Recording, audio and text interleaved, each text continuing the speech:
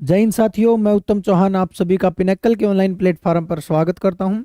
मैं आशा करता हूं कि आप सभी खुश हैं, स्वस्थ हैं और अपनी तैयारी बहुत ही बेहतरीन तरीके से कर रहे हैं। देखिए दोस्तों, हम जो हैं 6500 प्लस टीसीएस एमसीक्यू की जो हमारी बुक है उसका सॉल्यूशन कर रहे हैं, जिसके अंदर हम जो है लगभग केमिस्ट्री कर चुके हैं। केमिस्ट्री का जो है लास्ट पोर्शन लगभग हमारा चला हुआ है। मैं आपको साइंस करवा रहा हूँ और ये पिनेकल का जितना भी कंटेंट है वो सारा का सारा ऑथेंटिक है, प्रीवियस ईयर बेस्ड है। आप ये कह सकते हो, अगर आप आगे के किसी भी एग्जाम की तैयारी कर रहे हो तो ये आपके लिए बहुत ही ज़्यादा हेल्पफुल रहेगा। मैं आपको एक्सप्लेन कर रहा हूँ ताकि आपके जो क्वेश्चंस हैं उनको समझने में आसानी मिले। चलिएगा, स्टार्ट करते हैं और देखते हैं। क्वेश्चन आज का पहला है, what is another name of frozen carbon dioxide. यानी कि जो ठोस कार्बन डाइऑक्साइड होती है उसका दूसरा नाम क्या है। ठोस कार्बन डाइऑक्साइड का फार्मूला क्या है अगर आपसे पूछे तो ठोस कार्बन डाइऑक्साइड का फार्मूला जो होता है वो CO2 और ब्रैकेट में जो है आपका S होता है। ये जो है आपका क्या होता है, ठोस CO2 होता है। और ठोस CO2 जो होता है वो ड्राई आइस होता है। ये किसका नाम है? It is name of dry ice. ये जो है ड्राई आइस है। इसमें रेफ्रिजरेंट दे रखे हैं। रेफ्रिजरेंट का मतलब जो प्रतिशीलक का काम करते हैं, ठंडक का काम करते हैं। कौन कौन होते हैं रेफ्रिजरेंट? एक तो CFC होता है, क्लोरोफ्लोरोकार्बन, जो मेनली AC फ्रिज वगैरह में डाला जाता है, ओजोन परत को खराब करता है। CFC की जगह अब गवर्नमेंट जो है HFC लगा रही है। बोला कि CFC को बंद करो क्योंकि ये ओजोन को ज़्यादा खराब कर रही है। HFC हाइड्रोफ्लोरोकार्बन, ये भी प्रतिशीलक का काम करता है।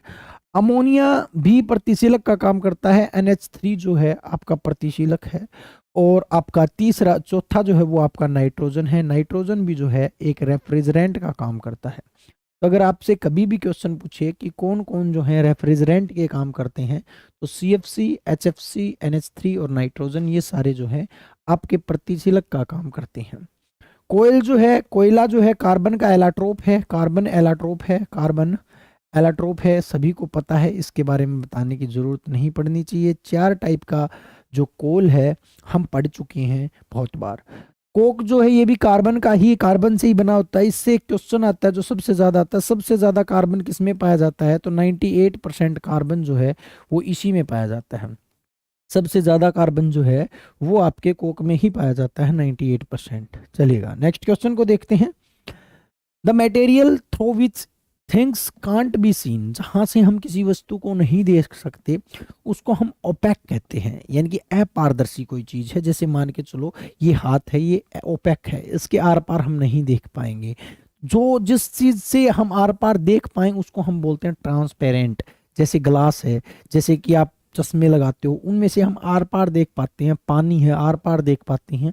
तो जहां से आर पार देख पाए वो ट्रांसपेरेंट है, जहां से ना देख पाए उनको ओपेक कहते हैं। तो इसको राइट आंसर जो होगा, जहां से ना देख पाए उसको ओपेक कहते हैं। एक ट्रांसल्यूसेंट जो है सबसे ज्यादा पूछा जाता है। ट्रांसल्यूसेंट, प्रभासी, वो सब्सटेंस जहां से हम हल्का फुल्का देख सकते हैं। अब आप कहोगे कि सर जी ये हल्का फुल्का क्या होता है?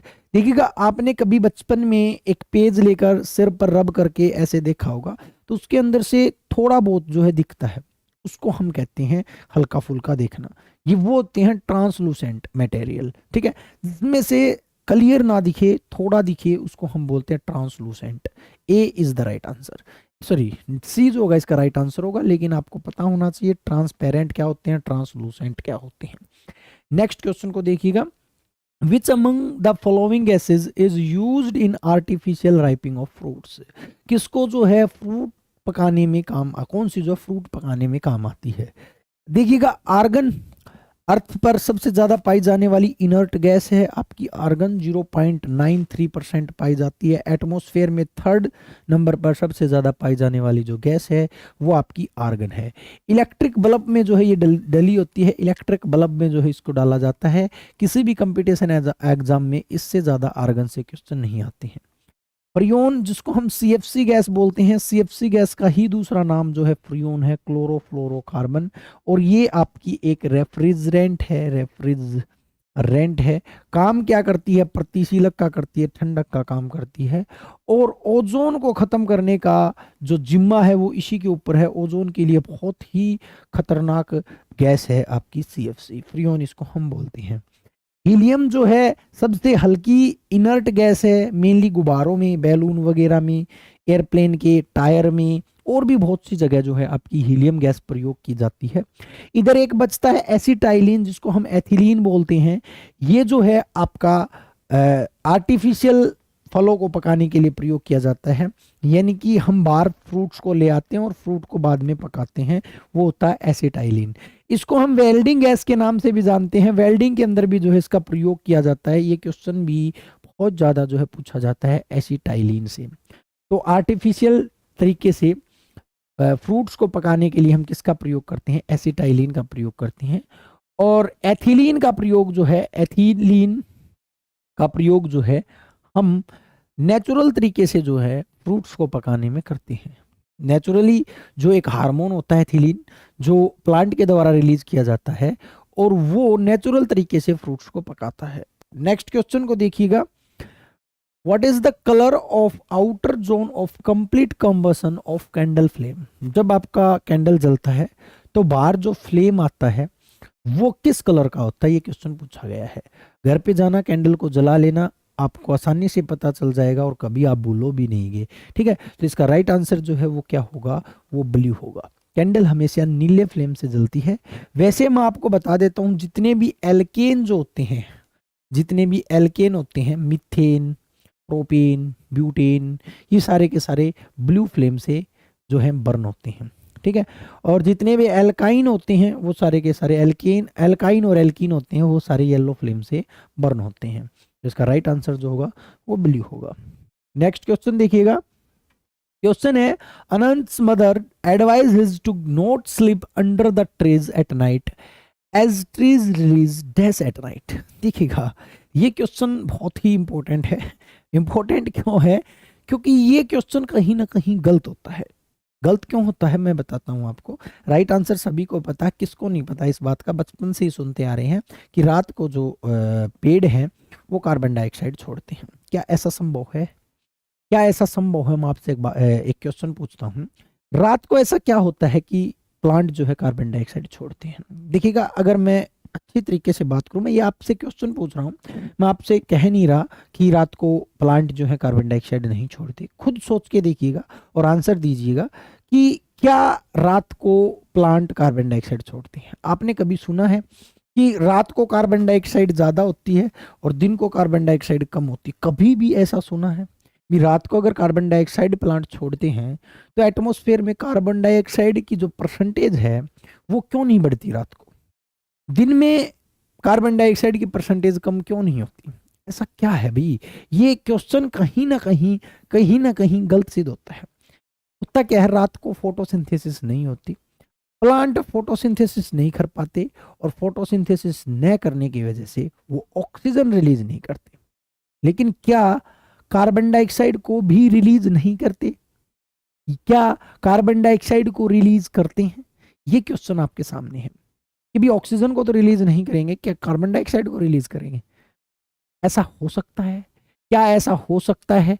तो आपको आंसर कमेंट तो कर सकते हो आप, कमेंट करके देना है कि क्या ऐसा संभव है। इसका आंसर तो कार्बन डाइऑक्साइड आ गया, बट क्या रियल में संभव है? रात को अगर कार्बन डाइऑक्साइड रिलीज कर रहे हैं प्लांट, तो क्या रात को कार्बन डाइऑक्साइड की वैल्यू ज्यादा होती है क्या? किसी जगह पे आपने ये चीज पढ़ी है आज तक? आप 12th कर चुके हो, कुछ ग्रेजुएट भी होंगे, कोई अच्छी से अच्छी टीचर से पूछ के देखना कि रात को कार्बन डाइऑक्साइड बढ़ती तो नहीं है सर। आप कहते हो कि रात को प्लांट जो हैं वो क्या छोड़ते हैं, वो जो है कार्बन डाइऑक्साइड छोड़ते हैं, लेकिन रात को हमने तो कभी नहीं सुना कि रात को कार्बन डाइऑक्साइड बढ़ गई हो और दिन में घट गई हो। ऐसा क्यों है? तो ये क्वेश्चन ऐसे क्यों पढ़ाया जाता है? ये क्वेश्चन थॉट के रूप में अगर आप मैं बात करूं कंपटीशन के लिए, ये क्वेश्चन बिल्कुल ठीक है कि रात को कार्बन डाइऑक्साइड छोड़ते हैं प्लांट, क्योंकि रात को फोटोसिंथेसिस नहीं होती। तो नहीं होती तो कार्बन डाइऑक्साइड जाती है, कार्बन डाइऑक्साइड वापस आ जाती है। ऐसा नहीं है कि रात को वो छोड़ते हैं, छोड़ते नहीं है, बस कार्बन डाइऑक्साइड को यूज ही नहीं करते। बस इतना आप मान सकते हो। इसका राइट आंसर बी होगा। नेक्स्ट क्वेश्चन को देखिएगा, what is pH of normal milk. देखिएगा, मैं आपको हमेशा पीएच के बारे में बताता हूँ, बस आपको इतना पता होना चाहिए कि मिल्क कैसा होता है, एसिडिक होता है, बेस होता है। हालांकि आप कहोगे सर मिल्क तो न्यूट्रल होता है, न्यूट्रल नहीं होता, वो लिटिल बिल्कुल हल्का एसिड होता है, लिटिल एसिड होता है। यानी कि वो 7 से थोड़ा नीचे होता है। तो आपका पीएच देख लीजिएगा, बेस तो होता ही नहीं है आपका, कौन भी आपका जो मिल्क है, एसिडिक होता है मिल्क, एसिडिक हल्का एसिडिक होता है। अब ये तो ज़्यादा एसिडिक हो जाएगा, तो हल्का एसिडिक जो है 6.7 टू 6.9 होता है। हालांकि बहुत सी जगह, बहुत सी बुक्स में मिल्क को जो है न्यूट्रल मानते हैं, न्यूट्रल नहीं होता है। मिल्क जो है वो लिटिल एसिड होता है, हल्का एसिडिक होता है। नेक्स्ट क्वेश्चन को देखिएगा, सिलिकॉन डाइऑक्साइड, जिसको हम silicon dioxide SiCO2 is found mostly in which following. देखिए सिलिकॉन जो है ना, वो मेनली कहाँ पाई जाती है, वो मिट्टी में ज़्यादा पाई जाती है, यानी कि सैंड या बालू के अंदर जो है ज़्यादातर आपकी सिलिका पाई जाती है। सिलिकॉन जो है वो यहीं पर पाई जाती है। पृथ्वी पर सबसे ज़्यादा जो है सिलिकॉन पाई जाती है, ये आपने पढ़ा होगा कहीं ना कहीं, मिट्टी में सबसे ज़्यादा सिलिका ही पाई जाती है, सिलिकॉन डाइऑक्साइड ही पाई जाती है। A is the right answer. Malic acid, acid का जब टॉपिक हम कर रहे थे, ये सारे एसिड्स हम कर चुके हैं शायद। Is found in which of the following substances. तो मैलिक एसिड जो है आपका किस में पाया जाता है, ये जो है आपका एप्पल के अंदर पाया जाता है। विनेगर में एसिटिक एसिड पाया जाता है, विनेगर में एसिटिक एसिड पाया जाता है। चिट्टी के डंक में फॉर्मिक एसिड पाया जाता है, फॉर्मिक एसिड पाया जाता है। और इमली के में जो है टार्टेरिक एसिड जो है वो पाया जाता है। हाँ, एसिटिक एसिड का जो दूसरा नाम है वो इथेनोइक एसिड होता है। ये क्वेश्चन कई दफ़ा जो है कंफ्यूज कर देता है। और फॉर्मिक का दूसरा नाम जो है वो मिथेनोइक एसिड होता है। ठीक है, तो इनको जो है अलग से जो है नोट कर लीजिएगा। ये जो है आपके एसिड्स हैं, हम पहले भी कर चुके हैं। नेक्स्ट क्वेश्चन देखिएगा, N isotope of which of the following is used in treatment of cancer. तो कैंसर के ट्रीटमेंट में किसका प्रयोग किया जाता है? कैंसर क्या है? कैंसर अनवांटेड और अनकंट्रोल ग्रोथ ऑफ सेल है। जब किसी भी जगह पर हमारी सेल ग्रो कर जाती हैं, एक्स्ट्रा सेल हो जाती हैं, उसको हम कैंसर बोलते हैं। अब कैंसर का ट्रीटमेंट क्या है? वो जो एक्स्ट्रा सेल हो रखी हैं उनको खत्म करना। और कैंसर की एक्स्ट्रा सेल को खत्म करने के लिए हम किसका प्रयोग करते हैं? रेडियोथेरेपी का प्रयोग करते हैं। रेडियो थेरेपी का प्रयोग करते हैं। और रेडियो थेरेपी के अंदर रेडियो एक्टिव एलिमेंट या फिर रेडिएशन एलिमेंट का प्रयोग करते हैं, जिनमें क्या क्या यूज होता है? एक तो हम कोबाल्ट 60 का यूज करते हैं, एक अपन रेडोन का रिलीज करते हैं, रेडोन का यूज करते हैं, रेडोन गैस का, और एक जो है हम गामा रे का यूज करते हैं, गामा रे। इन तीनों चीजों से हम क्या करते हैं? रेडियो थेरेपी के थ्रू वो जो एक्स्ट्रा सेल हो रखी हैं, जो कैंसर बना रही हैं, उनको खत्म करते हैं। ठीक है, रेडियो थेरेपी से। देखिएगा, एक होती है बायोप्सी, यहाँ पर कंफ्यूजन हो जाती है। Biopsy is the test of cancer. हम इस अगर कैंसर का टेस्ट कर रहे हैं तो इसको हम बायोप्सी कहते हैं। अगर हम कैंसर का ट्रीटमेंट कर रहे हैं, अगर हम कैंसर का ट्रीटमेंट कर रहे हैं, उसको ठीक कर रहे हैं, तो उसको हम क्या कहते हैं? रेडियोथेरेपी कहते हैं। ठीक है, ये थोड़ा फर्क है, इसमें ज़्यादा फर्क है नहीं, तो इसको याद रखिएगा, बायोप्सी क्या है और जो है आपका रेडियोथेरेपी क्या है। और एक कैंसर का डॉक्टर होता है जिसको हम ऑन्कोलॉजिस्ट कहते हैं, ऑन्कोलॉजिस्ट कहते हैं, ऑन्कोलॉजिस्ट बोलते हैं। और कैंसर का की जो स्टडी होती है वो ऑन्कोलॉजी कहलाती है। तो यहाँ पर किसका प्रयोग किया जाएगा? कोबाल्ट 60 का जो है प्रयोग किया जाएगा। राइट आंसर जो होगा वो ए होगा। मैंने सभी बता दी हैं किस किस का प्रयोग जो है कैंसर के ट्रीटमेंट में जो है हम करते हैं। चलिएगा नेक्स्ट क्वेश्चन को देखते हैं। Among the following which contains the lowest amount of sugar. Sugar क्या है? कार्बोहाइड्रेट है। शुगर क्या है? शुगर का मतलब मैं आपको बता चुका हूँ, कार्बोहाइड्रेट होती है, कार्बोहाइड्रेट्स होती है, या फिर आप ये कह सकते हो सैकेराइड होती है। तो सबसे कम सैकेराइड कौन रखता है? देखिएगा, सेब, मैंगो, पोटैटो और बनाना। तो आप देख सकते हो इनमें आपका पोटैटो ही सबसे कम रखता होगा शुगर, और जो है आपका इनमें सबसे ज़्यादा मैंगो रखता होगा। वैसे सबसे ज़्यादा जो है लीची रखता है, लीची के अंदर सबसे ज़्यादा शुगर होती है, फिर मैंगो के अंदर, फिर एप्पल के अंदर। ऐसे जो है आपको याद रखना है। तो सबसे ज़्यादा शुगर जो है आपकी मैंगो में होगी इनके अकॉर्डिंग। वैसे लीची में सबसे ज़्यादा होगी, गेहूं में, इन सभी में जो है आपकी शुगर ही होती है। गेहूं में भी आटा वगैरह जो होती है, इनमें सब में शुगर ही होती है। तो इसका राइट आंसर जो होगा वो क्या होगा? अभी आपका पोटैटो होगा। देखिएगा, शुगर करती क्या है, कार्बोहाइड्रेट करती क्या है? कार्बोहाइड्रेट हमारी बॉडी को एनर्जी देती है। क्या देती है? एनर्जी क्रिएट करना काम, एनर्जी बनाना काम किसका है? एनर्जी देती है। एनर्जी देना काम किसका? भी कार्बोहाइड्रेट का है। जब हम 1 ग्राम कार्बोहाइड्रेट खाते हैं तो 4.3 कैलोरी हमें एनर्जी मिलती है। कैलोरी हमें एनर्जी मिलती है। अब इतनी ज़्यादा कैलोरी, ज़्यादा भी आपको शुगर नहीं खानी है, कहीं ज़्यादा कैलोरी हो जाए आप यूज़ ही ना कर पाओ उसका, ठीक है, तो हमें उतनी ही जो है कार्बोहाइड्रेट खानी है जितनी हम यूज़ कर सकते हैं। नेक्स्ट पर चलते हैं, नेक्स्ट क्वेश्चन को देखते हैं। In what form is the energy derived from the food that we eat is store in our body. देखिएगा, जब हम कोई भी चीज़ खाते हैं तो हम कार्बोहाइड्रेट खाते हैं, मान के चलो। एनर्जी के लिए हम किनको खाते हैं? एनर्जी के लिए मैंने खाया कार्बोहाइड्रेट, कार्बोहाइड्रेट। बट कार्बोहाइड्रेट हमारी बॉडी नहीं जानती है व्हाट इज कार्बोहाइड्रेट। फिर हम क्या करेंगे, डाइजेस्टिव सिस्टम के थ्रू इस कार्बोहाइड्रेट को ब्रेक कर लेंगे और इसको मोनोसैकेराइड बना लेंगे और इसको बना लेंगे ग्लूकोज में। किस में कन्वर्ट कर लेंगे? ग्लूकोज में। और ग्लूकोज से हमें एनर्जी मिल जाएगी। लेकिन हम भविष्य के लिए इस ग्लूकोज को स्टोर कर लेते हैं कि हमें अगर ज़रूरत पड़ेगी, मान के चलो हमें खाना ना मिले 2 दिन, हम खा ना पाएँ, या फिर अब मैं पढ़ा रहा हूँ, अब मुझे एनर्जी की ज़रूरत है, तो वो स्टोर्ड ग्लूकोज जो है वो एनर्जी बनाती रहती है। तो ये जो ग्लूकोज है ये स्टोर हो रखी है कहाँ पर? ये जो ग्लूकोज जो है, ये ग्लूकोज जो है लीवर के अंदर स्टोर रहती है। कहाँ पर स्टोर रहती है? लीवर के अंदर स्टोर रहती है भविष्य के लिए एज ए ग्लाइकोजन। ग्लाइकोजन यानी कि ग्लाइकोजन के रूप में स्टोर होती है। ग्लूकोज जो है हमारी बॉडी के अंदर कैसे स्टोर होती है? हमारी बॉडी के अंदर ग्लाइकोजन के रूप में स्टोर रहती है, ताकि जब हमें ज़रूरत पड़े, जब हम इसका यूज कर सकें। तो यहाँ पर देखिएगा, ग्लाइकोजन जो होगा इसका राइट आंसर होगा। ग्लूकोज को हम किस रूप में स्टोर कर लेते हैं? ग्लाइकोजन के रूप में स्टोर कर लेते हैं। ग्लाइकोजन एक पॉलीसैकेराइड है, पॉलीसैकेराइड है, ये भी आप याद रखिएगा। माल्टोज एक डाइसैकेराइड है। सबसे ज़्यादा माल्टोज जो है बादाम में पाई जाती है, इसको इसीलिए हम इसको बादामी शुगर भी बोलते हैं। बादामी शुगर किसका नाम है? बादामी शुगर जो है वो माल्टोज का ही नाम है।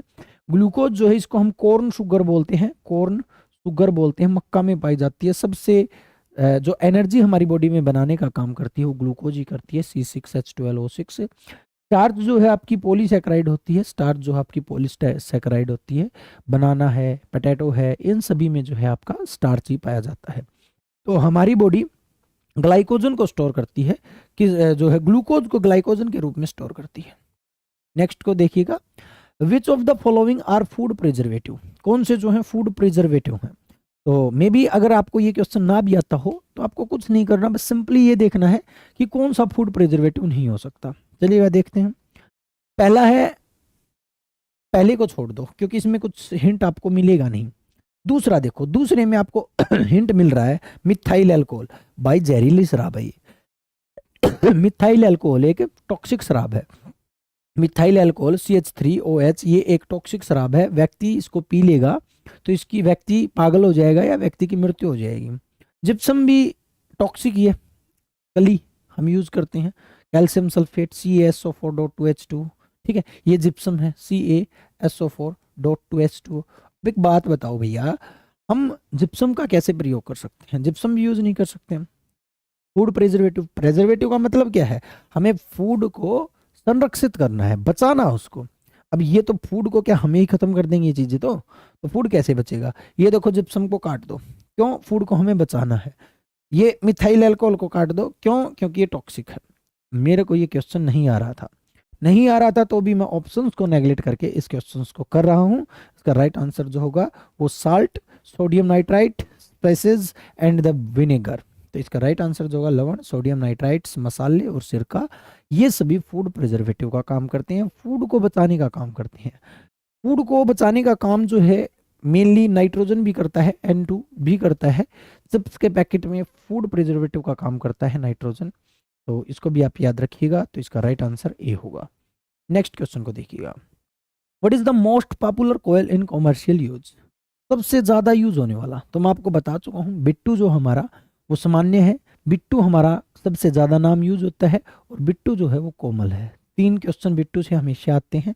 Bittu means second type of coal जो है आपका, सेकंड नंबर का कोल जो है, जिसमें 60 to 80% जो है वो कार्बन पाया जाता है, इसको हम बिट्टू कहते हैं। और बिट्टू जो है सामान्य कोयला है, सामान्य किस्म का जो कोयला है वो बिट्टू है। सबसे ज़्यादा प्रयोग जो होता है, सबसे ज़्यादा यूज होने वाला भी जो है वो कौन है, वो भी आपका हमारा बिट्टू है। और स्मूथ यानी कि मुलायम भी आपका कौन है, मुलायम भी आपका कौन है, हमारा बिट्टू है। तो बिट्टू बहुत ही इंपॉर्टेंट है, ठीक है।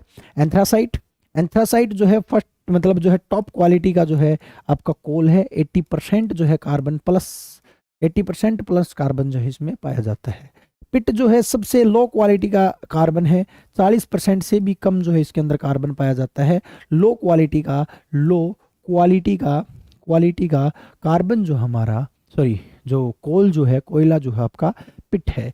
लिग्नाइट, रात को न दिन, रात को भूरा न काला सब सेम, ठीक है। रात को भूरा न काला सब सेम, तो इसको हम भूरा कोयला कहते हैं, भूरा कोयला। ब्राउन कोल जो है किसको कहते हैं, इसी को कहते हैं। कार्बन जो है वो 60 सॉरी कार्बन जो है वो आपका 40 to 60% होता है, इसको याद रखिएगा। तो ये सभी कोयल जो हैं हम पहले भी कर चुके हैं, इनको बेहतरीन तरीके से कर लीजिएगा। नेक्स्ट क्वेश्चन की मैं बात करता हूँ। क्वेश्चन अच्छा है, बस आपको थोड़ा दिमाग लगाना है। Identify a dark coloured amorphous substances, dark colour amorphous substances that is highly resistance to microbial action, यानी कि जो है माइक्रोबियल क्रिया के अत्यधिक प्रतिरोधी होते हैं। undergoes decomposition at an extremely slow rate, जो धीमी गति से अपघटन से गुजरता है। आपने देखा होगा ब्लैक कलर अमोर्फस, जो गहरे रंग का आकार विहीन पदार्थ होता है।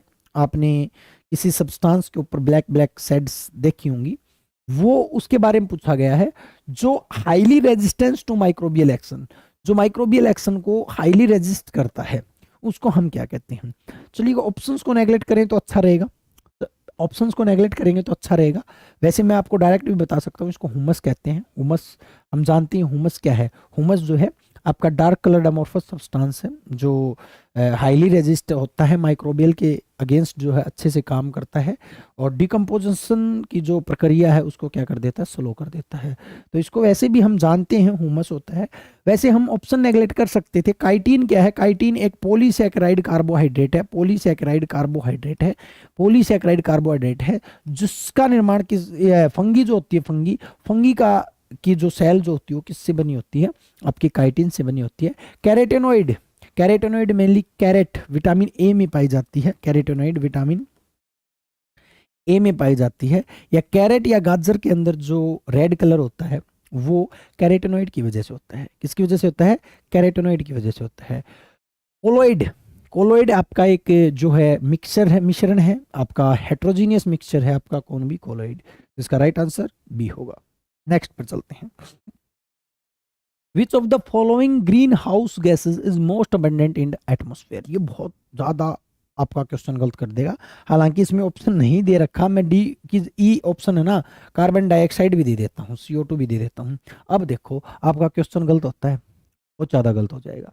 होता क्या है देखिएगा, मैं आपको बता रहा हूँ यहाँ पर। कार्बन डाइऑक्साइड जो है वो मेन ग्रीन हाउस गैस है। अब ग्रीन हाउस गैस कौन सी होती है, पहले तो ये सुनिएगा। ग्रीन हाउस गैस वे होती हैं जो एटमॉस्फेयर को गर्म रखती हैं, जो warms the atmosphere, warms the atmosphere, जो वातावरण को गर्म रखती हैं, उनको हम ग्रीन हाउस गैस बोलते हैं। बहुत ही जरूरी है ग्रीन हाउस गैसेस। अगर पृथ्वी पर ये गैसें नहीं हुई तो सनलाइट जो आती है वो पूरी की पूरी रिफ्लेक्ट होकर वापस चली जाएगी, और जो आपकी अर्थ का टेम्परेचर बहुत ही कम हो जाएगा, -40 डिग्री, -60 डिग्री हो जाएगा, सब चीजें जम जाएंगी। तो ये ग्रीन हाउस गैसें होनी बहुत ज्यादा जरूरी है, ग्रीन हाउस होना जरूर है। क्यों, क्योंकि अगर ये गैस नहीं होंगी तो ये अर्थ, आज जो आप एटमॉस्फेयर देख रहे हो, इतना गर्म एटमॉस्फेयर है, ये आप नहीं देख पाओगे। लेकिन ज्यादा भी नहीं होनी चाहिए। अगर ये बहुत ज्यादा हो गई, जैसे कि अब ये ज्यादा हो रही है, ज्यादा हो गई तो अर्थ बहुत ज्यादा गर्म हो जाएगी, और बहुत ज़्यादा अगर अर्थ गर्म हो जाएगी तो उसकी वजह से जो ग्लेशियर जमे हुए हैं वो पिघलने लगेंगे, और पिघल कर समुद्र का जो लेवल है उसको इंक्रीज कर देंगे, जिसकी वजह से समुद्र का लेवल इंक्रीज होने की वजह से जो है पृथ्वी जलमग्न हो सकती है। तो ये भी जो है आपके साथ हो सकता है। तो यहाँ पर वार्म द एटमोस्फेयर ये गर्म करती हैं। इसमें देखिएगा कौन सी गैस होती है, सबसे ज्यादा वाटर वेपर होता है। आपके एटमॉस्फेयर में वाटर वेपर 60% है, 60% से ज्यादा ही होता है। तो सबसे ज्यादा हाईएस्ट अगर कभी भी पूछे ना तो वो आपका वाटर वेपर ही होता है। लेकिन मेन ग्रीन हाउस गैस पूछे ना, main green house gas, main green house gas पूछे, ग्रीन हाउस गैस पूछे, तो आपको आंसर कौन करना है, कार्बन डाइऑक्साइड को करना है। ये बहुत ही बेसिक चीज है लेकिन बहुत इंपॉर्टेंट है। नाइट्रस, मीथेन, ये सारी की सारी पाई जाती हैं। ये सारी ग्रीन हाउस गैस लिखी है मैंने, जो जो लिखी है। ये ग्रीन हाउस नहीं है, ये ग्रीन हाउस गैस ही नहीं है, ये ग्रीन हाउस गैस ही नहीं है। कार्बन मोनोऑक्साइड, कार्बन डाइऑक्साइड जो है ग्रीन हाउस गैस है। नेक्स्ट को देखिएगा, which of the following is used in photography. तो फोटोग्राफी में किसका प्रयोग किया जाता है, सोडियम बाइकार्बोनेट, NaHCO3, बेकिंग सोडे का प्रयोग कर सकते हैं हम, सोडियम मतलब जो है आपकी फोटोग्राफी में नहीं कर सकते भाई, खाना बनाने में काम आएगा ये क्या है, ये बेकिंग सोडा है। आप ऑप्शंस को ना नेगलेक्ट करो ना, बेकिंग सोडा हम यूज नहीं कर सकते क्योंकि इससे तो हमें खाना बनाना है। Sodium hydroxide, NaOH, sodium hydroxide, इसका प्रयोग कर सकते हैं। अरे भैया कास्टिक सोडा है, कास्टिक सोडा है, ये कास्टिक सोडा है, साबुन बनाओ, डिटर्जेंट बनाओ, क्यों इसके पीछे पड़े हुए हो। सोडियम सल्फेट NaSO4, इसका नहीं पता है आपको, मान के चलो। सोडियम थाइसल्फेट, इनमें से दो में से कौन सा होगा, तो दो तो मैंने नेगलेक्ट ही कर दिए, तो इसका राइट आंसर बता देता हूं क्योंकि फैक्चुअल डेटा है, तो बी जो होगा इसका राइट आंसर होगा, तो इसका राइट आंसर बी होगा। ऐसे एक और फोटोग्राफी में काम आता है silver bromide, AgBr। Silver bromide का प्रयोग भी जो है फोटोग्राफी में किया जाता है। फोटोग्राफी में दो केमिकल जो है यूज होते हैं, सोडियम थायोसल्फेट और सिल्वर ब्रोमाइड। ठीक है, तो दोनों को जो है आपको याद रखना है, सिल्वर ब्रोमाइड। तो इनको जो है आपको याद रखना है।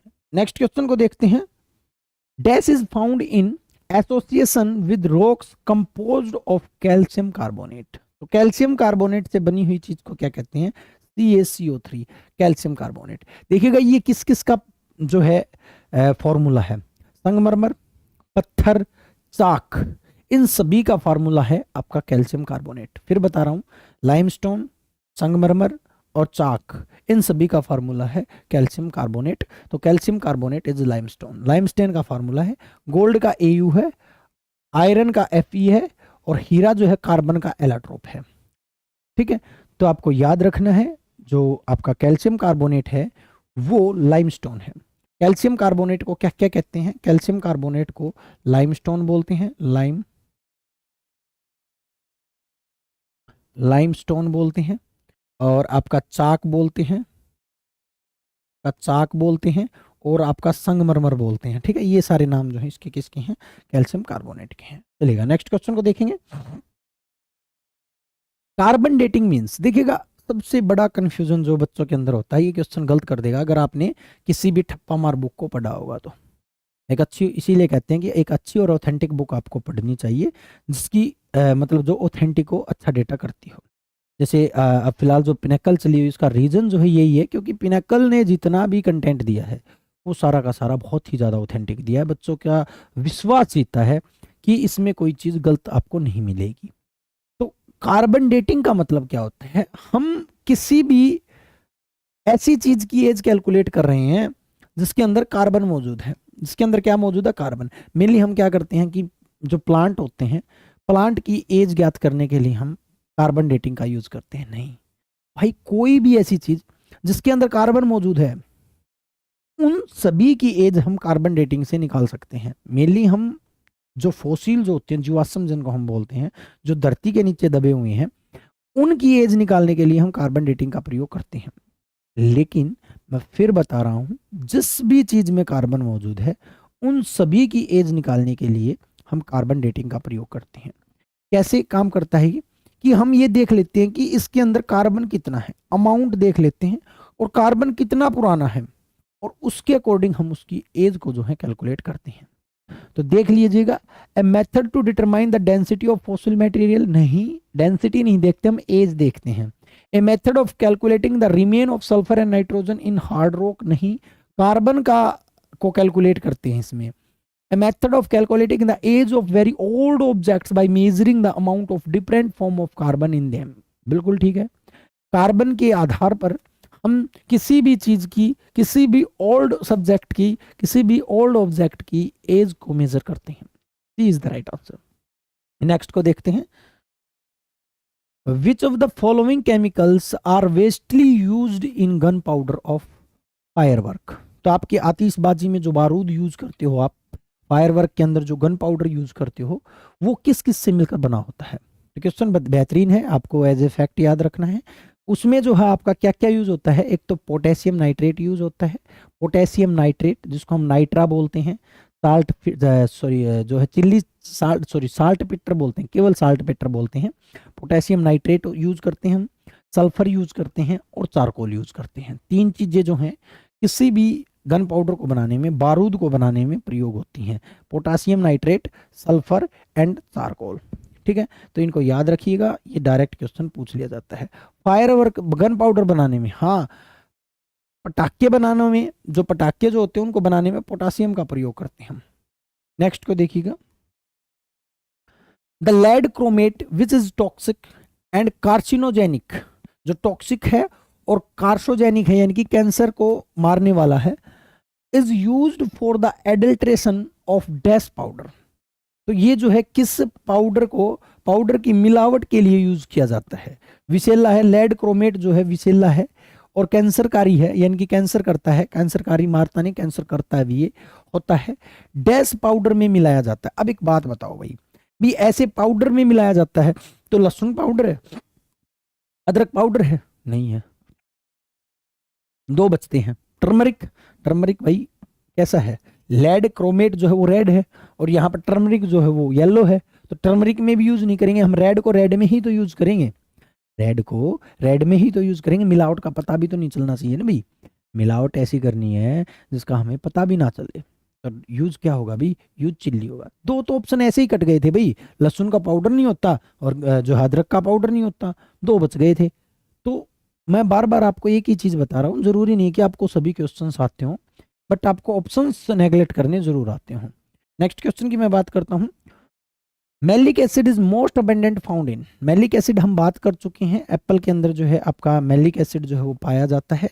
एसिड्स जो हैं हम बहुत दिनों से पढ़ रहे हैं, तो मे भी इसको बार बार पढ़ाने या कराने की जरूरत नहीं पड़नी चाहिए, तो इसका राइट आंसर सी होगा। नेक्स्ट क्वेश्चन देखिएगा, mozzarella, cheddar, camembert are varieties of. तो ये किसकी वेराइटीज हैं, आपने सुना होगा मोजरेला, मोजरेला पनीर, कैडर पनीर, ये सारे के सारे जो हैं आपके पनीर हैं, क्या है, चीज है ये सारी की सारी। तो ये जो है आपके चीज के सॉरी चीज की टाइप है, पनीर की टाइप है, कुछ सॉफ्ट होते हैं, कुछ हार्ड होते हैं, तो इस टाइप से जो है पनीर की टाइप होती हैं। याद रखिएगा, मोजरेला, चेडर, कैमेबार्ट, ये सारी की सारी आपकी जो है चीज की टाइप है। किसकी टाइप है भाई, चीज की जो टाइप है। नेक्स्ट क्वेश्चन बेहतरीन क्वेश्चन है, सीजीएल में आया हुआ क्वेश्चन है, which of the following chemical compounds is naturally occurring orange and yellow pigment extracted from turmeric. तो जो टर्मरिक से बाहर निकाला जाता है, which is used as spice and food colouring and as the traditional herbal medicine, जिसका प्रयोग जो है हम दवाई बनाने में भी करते हैं। मेन जो चीज जो दी गई है ना इसमें, बस आपको एक बात याद रखनी है, ये कहाँ से निकाला गया है, इसको हमें टर्मरिक से निकाला गया, पिगमेंट एक्सट्रैक्टेड फ्रॉम टर्मरिक, यानी कि हल्दी से निकाला गया है। तो बस खेल खत्म। हल्दी का पीला रंग किसकी वजह से होता है, हल्दी का पीला रंग जो है वो आपका करक्यूमीन की वजह से होता है, और करक्यूमीन ही निकाला गया है, येलो पिगमेंट निकाला गया है, तो आपका करक्यूमीन इज द राइट आंसर। तो आपको बस केवल वर्डिंग को पकड़ना है, क्वेश्चन कितना ही बड़ा दे रखा हो, बस आपको ये देखना है पूछा क्या गया है। पूछा गया है कि येलो कलर किसकी वजह से होता है, तो ये येलो कलर आपके करक्यूमीन की वजह से होता है। नेक्स्ट क्वेश्चन को देखिएगा, which sodium salt of glutamic acid is commonly added to Chinese food. Glutamic acid का जो साल्ट जो है वो हम यूज करते हैं चाइनीज फूड में, ताकि उनका फ्लेवर जो है, उनका जो सुगंध जो है वो अच्छी हो जाए। तो उसके लिए जो है स्वाद बढ़ाने के लिए जो हम उसका प्रयोग करते हैं, उसका नाम क्या है, ये क्वेश्चन इससे पूछा है। ठीक है, सेम केमिकल है, केमिकल आपको पता होना चाहिए। हम मेनली चाइनीज फूड में डालते हैं, तो चाइनीज फूड में क्या डालते हैं देखिएगा, मैं डायरेक्ट ही बता देता हूँ, इसमें कुछ है नहीं, मोनोसोडियम ग्लूटामेट होता है, monosodium glutamate is the right answer. तो स्वाद बढ़ाने के लिए जो चीनी भोजन, डिब्बाबंद सब्जियां, सूप और आदि में जो ग्लूटामिक एसिड का जो है सोडियम लवण होता है, जिसका नाम होता है monosodium glutamate, monosodium glutamate. Next पर चलते हैं। नेक्स्ट क्वेश्चन देखिएगा, ऑप्शंस को भी नेगलेक्ट कर सकते थे। सोडियम कार्बोनेट और सोडियम कार्बोनेट, अरे भाई वाशिंग सोडा है, मारोगे क्या किसी में डालकर इसको, ठीक है, ये तो यूज नहीं होगा, खेल खत्म। उसके बाद ग्लोक्साजोन, ग्लोक्साजोन आपका सोडियम का ही कंपाउंड नहीं दिख रहा, ठीक है, दो बचते हैं, दो ऑप्शन का नेगलेक्ट, मेटासोडियम या फिर मोनोसोडियम, तो इसका मोनोसोडियम आएगा। नेक्स्ट पर चलते हैं। नेक्स्ट है, which of the following chemical compound is used as a yeast deforming agent, deforming agent के रूप में जो है इसका प्रयोग किया जाता है। Commonly found in butter, meat, cereals और जो है च्युइंगम्स, बेक्ड गुड्स और जो आपके snacks foods and dehydrated potatoes and beer. यानी कि इनमें से कौन सा रासायनिक यौगिक है खमीर डीफॉर्मिंग घटक के रूप में प्रयोग किया जाता है, जो आमतौर पर मक्खन, मांस, अनाज, चबाने वाली गम, बेक की जाने वाली यानी सेके जाने वाली वस्तुएं, स्नैक फूड आदि में जो है पाया जाता है, उसका नाम क्या है? तो वो यह भी सिंपल जो है आपका केमिकल है, उसका नाम जो होता है वो होता है ब्यूटाइलेटेड हाइड्रोक्सी यानियोसोल, ठीक है। तो इसका राइट आंसर जो होगा वो ए होगा। तो बस आपको इतना ही करना है, इसको फैक्ट के लिए याद रखोगे तो दी बेस्ट रहेगा, और इसमें कुछ समझाने का है नहीं कि हम इसको समझाएं और आपको मंत्र मार के जो है इसको याद करवा दें, ठीक है। तो क्योंकि याद मंत्र है तो नहीं ना, कुछ कुछ इसमें ऑप्शंस भी नेगलेक्ट नहीं कर सकते हैं, क्योंकि सभी ऑप्शंस की मतलब जो है सभी केमिकल्स की नॉलेज होना भी ज़रूरी है। ऐसे क्वेश्चंस जब आते हैं तो या तो हमें ये पहले से याद होने चाहिए, या फिर जो है आपको जो है एक अच्छे लेवल की केमिकल्स की नॉलेज होनी चाहिए, ठीक है। तो ये जितने भी केमिकल्स की नॉलेज है इनको ले लीजिएगा, देख लीजिएगा। तो आज के लिए इतना ही, चाहेंगे जाने की अनुमति और मिलेंगे हमारे नेक्स्ट लेक्चर के साथ। जय हिंद साथियों, जय भारत।